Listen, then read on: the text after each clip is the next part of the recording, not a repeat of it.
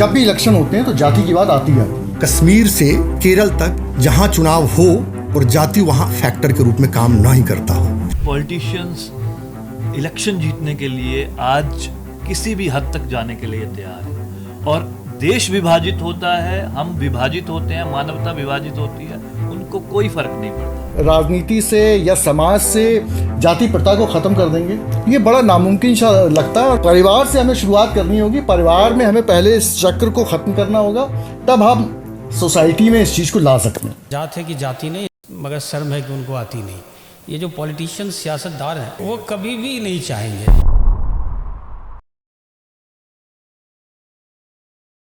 रवि जी, जैसे सर ने बोला कि दीमक की तरह जातिवाद हमारे समाज को खा रहा है, उसमें हमें उसका ट्रीटमेंट करना है, वो ना करके हम पूरे समाज में आग लगा रहे हैं। एज अ जर्नलिस्ट, स्ट्रैटेजिस्ट, आप इसको खत्म करने का क्या रास्ता देखते हैं? देखिए, जो आपका सवाल है ये बड़ा एक मतलब वाइड डिस्कशन वाला है, लेकिन और इसको ख़त्म करने का जो आप जो बात कह रहे हैं वो पॉलिटिकल पार्टी पे ज़्यादा डिपेंड करती है, क्योंकि वो इस तरीके का एजेंडा एक सोसाइटी में लाते हैं जिससे जी पॉलिटिकल पार्टी तो इस चीज़ को बढ़ाने में लगी हुई है। As an individual, as a citizen of the country, एक जैसे बिहार का ये इलेक्शन है, बिहार के लोगों को इस चीज़ को कम करने के लिए क्या किया जा सकता है? वही मैं आपको बता रहा हूँ कि इसको कम करने का जो एक इंडिविजुअल अगर आप कहते हैं तो इंडिविजुअल के आधार पे अगर हम किसी काम को करना चाहते हैं तो बहुत सारे बैरियर्स आ जाते हैं। आप सोचते हैं कि मैं नहीं करूँगा इस काम को, लेकिन जब आप सोसाइटी में जाते हैं, क्योंकि समाज का ताना बाना जो है हम सबसे मिलके बना है, उसमें हर कास्ट आ जाती है, बहुत सारा धर्म आ जाता है, तो हम उससे इतर नहीं हैं। जब हम कहते हैं कि हम आज ये काम नहीं करेंगे, तो आप शायद कभी कभी अच्छे काम को करने के लिए जब आप अकेले खड़े होते हैं तो आपके साथ एक आदमी भी खड़ा नहीं होता उस काम को करने के लिए। आप कहते हैं कि मैं धर्म के खिलाफ नहीं जाऊंगा अपने, तो धर्म के खिलाफ ना जाने के चलते आपसे कितने लोग अलग हो जाते हैं, परिवार में ही अलग हो जाते हैं। आप कहते हैं कि मैं एक विशेष राजनीति पार्टी को ही वोट दूंगा, और आप घर में देख लीजिए कि एक आपके साथ एक बहुमत नहीं होता है उस मामले पे। तो आप ये कहें कि मैं राजनीति से या समाज से जाति प्रथा को ख़त्म कर देंगे, ये बड़ा नामुमकिन सा लगता है। और इंडिविजुअलिटी के आधार पे हम चाहते हैं कि हम ना करें इसको, हम उस चीज़ को बढ़ावा ना दें, लेकिन आने वाले समय में मुझे लगता नहीं है एक विशेषज्ञ राजनीतिक तौर पे कि आप जाति से छुटकारा पा लेंगे।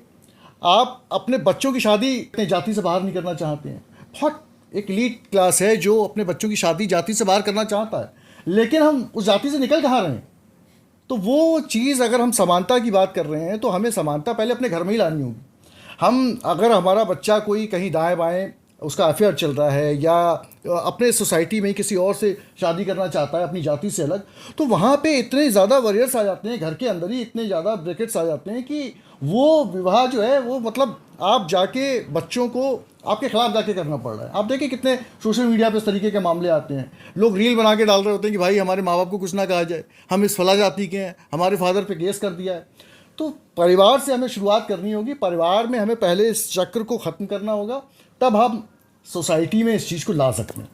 मतलब माइक्रो लेवल से शुरू करके मैक्रो लेवल तक जाना। एग्जैक्टली। चलिए दीनबंधु जी, एक बात बताइए, जैसे आपने बिहार छोड़ के दिल्ली पलायन किया समाज के जातिवादी की वजह से, आगे जाके जैसे प्रोफेसर साहब ने कहा कि बहुत ज्यादा केओस होने वाला है, ऐसे सिचुएशन में फिर दिल्ली से कहाँ? नहीं, दिल्ली से कहाँ का सवाल फिलहाल हम इसका जवाब नहीं कह सकते हैं कि दिल्ली से कहाँ जाएंगे। तो अमेरिका भी नहीं जा सकते।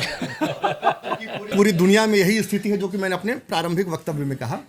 देखिए, ये निश्चित रूप से खतरा है और ये लोकतंत्र के लिए खतरा है, लेकिन यहाँ पे दो चीज़ है, क्या हम जाति व्यवस्था को खत्म करना चाह रहे हैं या जो हमारे अंदर हमारा जो कास्ट कॉन्शियसनेस है वो हमारे वोटिंग पैटर्न को प्रभावित न करे। दोनों दो चीज़ है।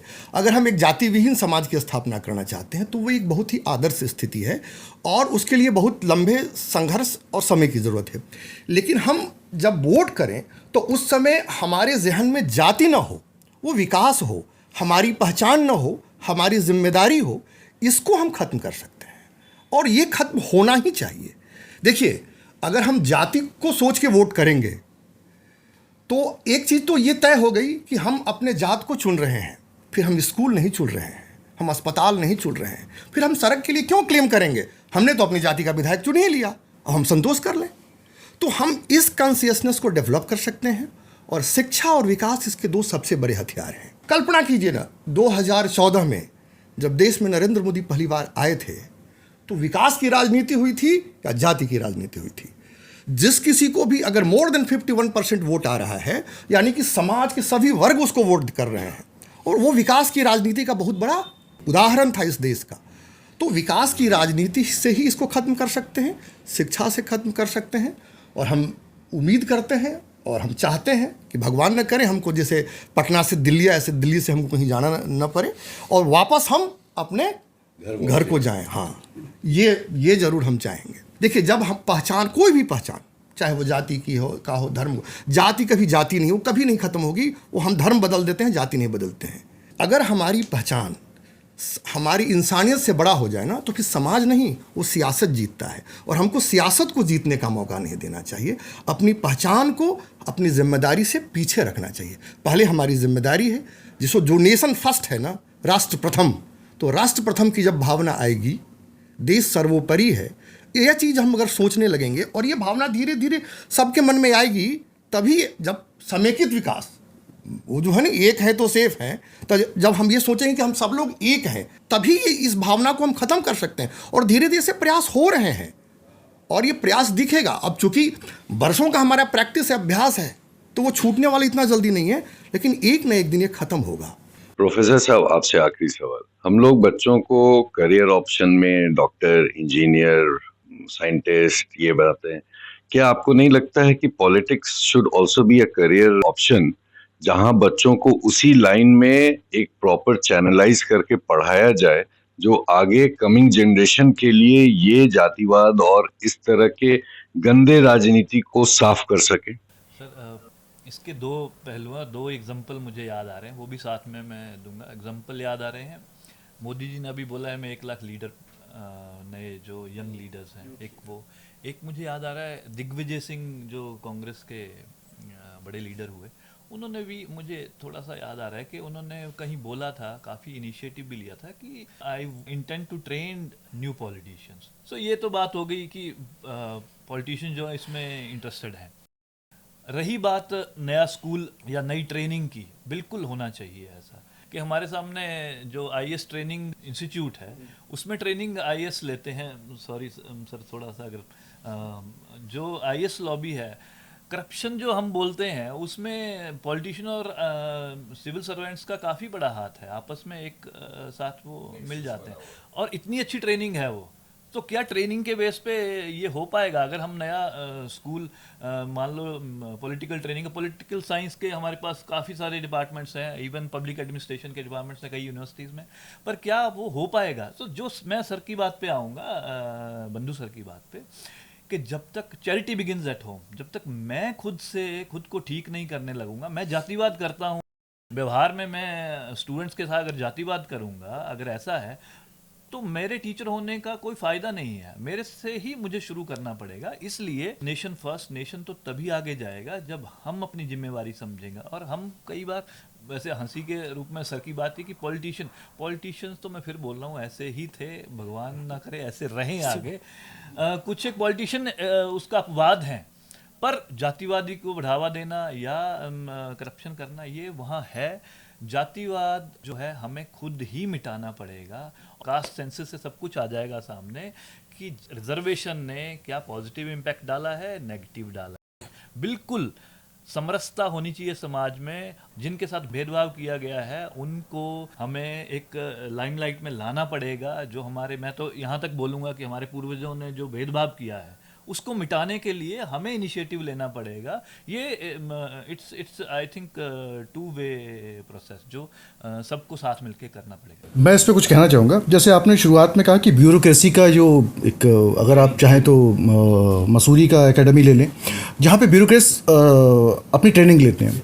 आपने कहा कि वहीं से चीज़ें निकलती हैं और ब्यूरोक्रेट्स भिजता।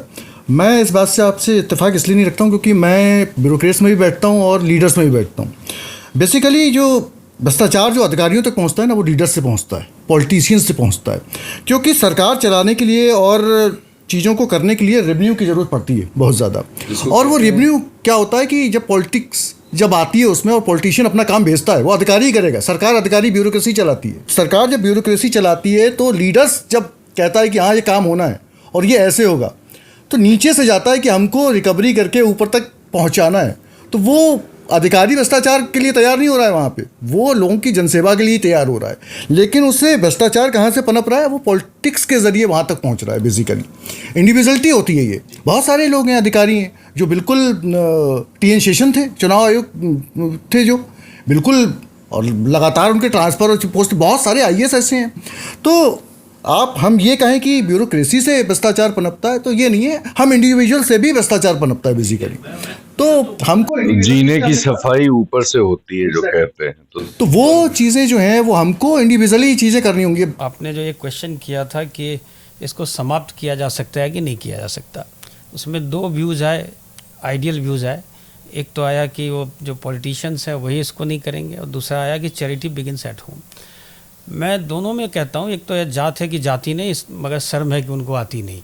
ये जो पॉलिटिशियन सियासतदार हैं वो कभी भी नहीं चाहेंगे। चैरिटी बिगिंस एट होम भी मैं नहीं मानता, क्योंकि कभी भी इट नेवर हैपन्स। आपको कहीं ना कहीं फोर्सफुली कई चीज़ें करनी पड़ती है, और इसीलिए संविधान में ये जाति प्रथा ख़त्म की गई। तो मैं तो ये मानता हूँ कि जैसे अभी उत्तर प्रदेश गवर्नमेंट ने शुरुआत करी कि कोई भी जाति सूचक शब्दों का प्रयोग नहीं किया जाएगा। जैसे आप थाने में जाते हो तो सबसे पहले आपका नाम, पिता का नाम, फिर जाति। क्यों हम जाति पूछते हैं? हम कहते हैं कि हम जाति व्यवस्था हमें नहीं चाहिए, लेकिन आप नाम के साथ जाति हमेशा ऐड कर देते हो। तो नाम अपने आप में पर्याप्त होना चाहिए, न कि जाति। जितने भी आपके पहचान पत्र हैं, सबसे पहले तो जाति सूचक सारी शब्दें खत्म कर देना चाहिए। मैं तो यहाँ तक कहता हूँ कि हमें एक नियम बना देना चाहिए कि कोई भी सरनेम होगा ही नहीं। क्यों होगा कोई सरनेम? आपके कोई फैमिली का सरनेम है तो वो रखो, जाति का कोई सरनेम नहीं रखा जाएगा। आप क्यों नहीं कानून ऐसा? अब ये सब ड्रास्टिक स्टेप है जो आज के दिन में शायद बहुत अजीबोगरीब लगेगा, लेकिन अगर आपको अब इसको खत्म करना है, चूंकि जाति बिल्कुल इस टाइप का रूप धारण करती जा रही है जो धीरे धीरे देश का सत्यानाश हो रहा है, तो हमें आखिर कुछ ड्रास्टिक स्टेप लेने पड़ते हैं। कई बार हमने कई लिए, जैसे शराबबंदी कर दी, शराब के वजह से प्रॉब्लम आ रही है तो शराबबंदी कर दी। तो क्यों ना हम जाति को बिल्कुल ही खत्म कर देते हैं कि कोई जाति सूचक शब्द नहीं होगा। नाम में कोई जाति वाले जितने सरनेम है उसकी लिस्ट बना दी जाए कि इस नाम से मिश्रा, झा, शर्मा, पाठक, यादव, ये सब हटा दें। कोई जाति नहीं, आप अपना नाम रखो, आपके पिताजी का नाम रखो, जैसे साउथ में कई बार रखते हैं, अपने पिताजी का नाम रखते हैं, अपने कुल का या गांव का नाम रखते हैं। तो हम ये सब स्टेप्स अगर बेबी स्टेप्स उठाएं और तभी ये जाएगा, अदरवाइज देखिए ये संभव नहीं है। हम ये सोचेंगे कि केवल राजनीति के कर दें तो ये कभी राजनीति, चूंकि इसी के थ्रू हो रहा है, जाति जो एक सबसे आसान तरीका हो गया है राजनीति करने का, तो वो कभी जाएगा नहीं। Already cross cultural caste marriages बहुत धीरे धीरे बढ़ती जा रही है। जैसे जैसे समाज डेवलप कर रहा है, आप शहरों में आपको जाति उतनी नहीं दिखेगी, शादी में नहीं दिखेगी। मैं अपना व्यक्तिगत एग्जाम्पल बताता हूँ कि हम लोग 4 भाई बहन हैं, और हमारे 4 भाई बहनों में जितने हमारे भाई बहनों के बच्चों ने शादी करी है कि उसमें एक ने भी अपनी जाति में नहीं करी है। सब अच्छे पढ़ाई करी है, सब ने, किसी ने, कोई डॉक्टर इंजीनियर है, कोई आईएएस में, कोई कहीं है, तो किसने नहीं किया। तो ये जो कास्ट है वो एक मिडिल क्लास का में कहीं ना कहीं जकड़ के रखा हुआ है। कुछ नॉर्म्स, कुछ वैल्यूज़ ऐसे बने हुए हैं जो उसको बाध्य कर देता है कि आप जाति की ओर। गाँव में अगर आप रह रहे हैं तो आपके लिए बहुत मुश्किल होता है कि शादी या कोई व्यवस्था करना। घोड़े पे कोई चल रहा है उसमें आपत्ति हो जाती है। कई ऐसी घटनाएं, आपने अभी जो एक गुड़गांव में घटना हुई थी कि उसकी बेटी के ऊपर किसी ने कमेंट कर दिया तो उसने बेटी को गोली मार दी, चूंकि दूसरे किसी कास्ट के। तो हमें जैसे जैसे विकास होगा, और उसका एक तरीका यही मैंने आपको बताया कि जाति सूचक शब्द तो आप बैन ही कर दो, बिल्कुल खत्म ही करो। एक बार हमें डिसीजन लें कि हम केवल बोलते रहते हैं, सेमिनार करते हैं, आज यहाँ चर्चा कर रहे हैं, करते कुछ नहीं है। हम फिर जब बाहर निकलते हैं हम झा हो जाते हैं, ये मिश्रा हो जाते हैं। सब खत्म करो, कोई जाति सूचक शब्द का प्रयोग ही नहीं होगा देश में। ये बहुत अच्छी बात आपकी बेसिकली रही, क्योंकि इसकी शुरुआत मैं अपने घर से ही कर चुका हूँ। मेरी दोनों बेटियों के नाम के आगे उनके पिता का नाम नहीं है, उनकी माँ का नाम, सरनेम नहीं। और वो उनको इसीलिए ये रखा गया कि उनको समाज में बिल्कुल इक्वलिटी के साथ चलें, बड़े हों। वो ब्यूरोक्रेसी भी है मेरे परिवार में, वो एक जुडिशरी भी है, वो सारी चीज़ें हैं, पॉलिटिशियन भी हैं। लेकिन उनको ये एहसास हो कि हम एक मेन स्ट्रीम के नागरिक हैं, और एक अच्छे नागरिक होने के बाद ही हम सब चीज़ें करें, तो वो बहुत ज़रूरी है। तो मेरी दोनों बच्चियों को पता ही नहीं कि उनके पापा का सरनेम क्या है, उनकी माँ का सरनेम क्या है और कास्ट क्या है उनकी। बच्चे अगर यहाँ अच्छे स्कूल्स में पढ़ रहे हैं, यहाँ पे आपने देखा होगा तो कई बार तो उनको 10th तक पता ही नहीं चलता कि उनकी कास्ट नाम की चीज़ कोई होती है। मेरी बेटी ने आज से 10-15 साल पहले जब स्कूल में पढ़ती थी तो आगे बोली कि हम लोग किस जाति के। मैंने कहा किसने बताया तुम्हें? तो स्कूल में कोई बात कर रहा था। तो कई बार बच्चे इन सब से टोटली अनअवेयर हैं। हमने उसको जैसे जैसे वो बढ़ते जाते हैं इस सामाजिक व्यवस्था में, आपने सिविल सर्विसेज की बात की, करप्शन की, मैं उसमें एक केवल ऐड करूँगा कि ये बिल्कुल गंगोत्री जो है, जो आपने बिल्कुल सही बताया कि कहीं ना कहीं राजनीति है। अगर आप केवल जो IAS IPS या फॉरेस्ट सर्विस के ऑफिसर्स, अगर आप उनके शुरुआत के करियर ले लें, शुरुआत के 5 साल या 7 साल, आपको 99% ऑफिसर्स जो हैं वो उनमें वो आग होती है कि हमें समाज को बदलना है, ऑनेस्टी होती है, इंटीग्रिटी होती है। लेकिन जब वो हर स्टेप पे इसकी वजह से उनको परेशानी आना शुरू होता है तो हर आदमी जिस व्यवस्था में रहता है वो उसमें बेहतर करना चाहता है, तो अपने कैरियर के बेहतरी के लिए वो धीरे धीरे कंप्रोमाइज़, सभी नहीं करते लेकिन कुछ हैं जो कंप्रोमाइज़ करना प्रारंभ कर देते हैं, क्योंकि वो बहुत फर्टाइल ग्राउंड है। और पूरे देश में अगर आप चाहेंगे तो ऐसे जो समझौतावादी ऑफिसर्स हैं वो हमारे जो पॉलिटिशियंस होते हैं उनके बड़े कृपा पात्र होते हैं, सारी अच्छी पोस्टिंग उनकी होती है। अगर मैं पुलिस अफसर में IPS में मैंने ज्वाइन किया तो मेरी आकांक्षा रहती है कि मैं DGP के पद से रिटायर हूँ। अगर कोई IAS ज्वाइन करता है तो चाहता है कोई कैबिनेट सेक्रेटरी या चीफ सेक्रेटरी से रिटायर हो, लेकिन वो एक स्टेज के बाद जब वो देखता है कि अगर मैं अपनी सारी प्रिंसिपल्स के बदौलत रहा तो मैं कभी वहाँ तक नहीं पहुँच सकता, तो वहाँ से कंप्रोमाइज़ होना शुरू हो जाता है। मैं तो कहता हूँ कि आप आंख मुंद करके पूरे देश में शुरुआत के 5 साल के किसी भी IAS IPS अफसर्स को ले लें, अगर उसमें से एक भी आपको बेईमान निकल जाए तो फिर मुझे आपका ना, नॉर्मली नहीं होता, इक्का दुक्का हो सकते हैं, सामान्यतया नहीं होता। मैं सर की बात से कुछ हद तक एग्री करता हूँ, बट एक कोइंसिडेंस आपको बताता हूँ सर। मेरा सरनेम जो है नाम मेरी वाइफ के नाम के साथ है, शादी के बाद नॉर्मली सरनेम लेते हैं, और बच्चे के साथ भी नहीं है। तो ये हम लोग, मुझे लगता है इसीलिए भगवान ने आज शुरुआत करनी पड़ेगी हम लोगों को, बिहार क्योंकि में और इतना ज़्यादा हावी हो गई कास्टिज्म, जो इतना हावी हो गया है वो मतलब एक दीमक की तरह चढ़ गया है, तो वो घर से ही शुरुआत करनी पड़ेगी। बिहार और यूपी में ऐसा कैंपेन चला था एक समय में, ऐसे ऐसे कास्ट न्यूट्रल बहुत सारे सरनेम थे, जैसे रंजन कुमार, ये जो चला, भारतीय, वो कास्ट न्यूट्रल सरनेम थे। और ऐसा ही होना चाहिए मेरे हिसाब से। अब सभी जगह पूरे देश में, मैं तो कहता हूँ कानून खत्म कर दो ना इसको, आप क्यों रहना चाहिए। हम जितने ज़्यादा ये सब सरनेम पे जाते हैं, अब ये हालत हो गई है हमारी कि क्रिकेट में अगर कोई शर्मा अच्छा करने लगता है तो सारी ब्राह्मण लॉबी उसकी तारीफ करती है, यादव सूर्य कुमार यादव अच्छा करता है तो फेसबुक सोशल मीडिया में आप देखिए कि सभी यादव तारीफ करने लगते हैं। अब ये हालत होती जा रही है हमारी कि क्रिकेट, इन सब चीज़ों में भी ये सब जाति के आधार पे हमने उसको देखना शुरू कर दिया, उसको फिर ब्राह्मणवाद से और यादववाद से जोड़ इन सबसे दिया जोड़ते जाता हैं है। उसको। अब वो क्रिकेट में तो कभी होना ही नहीं चाहिए, क्योंकि आपको सरनेम पता है, सरनेम होना ही नहीं चाहिए। जी ये सर, इसमें मेरा तो ये मानना है कि जो रिजर्वेशन है, ये इस मुद्दे को, मेरा अपना खुद का मानना है, रिजर्वेशन ने इस मुद्दे को जिंदा रखा है, चाहे पॉजिटिव वे में चाहे नेगेटिव वे में। किसी को रिजर्वेशन मिल रही है, ही विल बी नोन कि वो रिजर्व कैटेगरी से है। सो इस पे भी मुझे लगता है कि मैं इंडिविजुअली रिजर्वेशन का तो बिल्कुल विरोधी नहीं हूँ, बट उसके लिए क्या मापदंड होने चाहिए, क्या लोगों को फ़ायदा मिला है। मैं फिर से रिपीट कर रहा हूँ, रिजर्वेशन का फ़ायदा आज़ादी के बाद कितने लोगों को मिला, क्या सही में मिला। आज की डेट में आप कास्ट सर्टिफिकेट, इवन नया जो इकोनॉमिकली वीकर सेक्शन वाला सर्टिफिकेट है, किस तरह से बनता है, कई जगहों पे हमारे सामने एग्जांपल है। तो एक बहुत बड़ा इशू है कि क्या रिजर्वेशन भी कास्ट को क्या हमारे दिमाग में, मनों में जिंदा तो नहीं रख रही है। ये आज की चर्चा यहीं खत्म करते हैं। अगली बार एक नए टॉपिक को लेके आके फिर से इस चैनल पर हम लोग आपके सामने उपस्थित होंगे। धन्यवाद सभी माननीयगण।